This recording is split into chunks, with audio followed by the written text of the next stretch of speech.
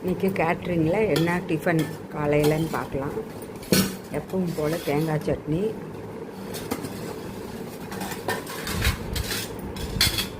சேமியா உப்புமா, பச்சை பட்டாணி, கேரட், பீன்ஸ் இதெல்லாம் போட்டு சூப்பராக செஞ்சு கொடுத்துருக்காங்க.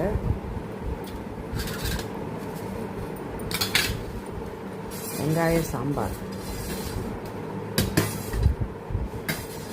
தக்காளி பழம், வெங்காயம், பெரிய வெங்காயம் போட்டு வெங்காய சாம்பார், 2 இட்லி, நல்லா சாஃப்டாக ஸ்பாஞ்சியாக 2 இட்லி வந்து எப்படி ஃப்ளஃபியாக வந்திருக்குன்னு சொல்லி.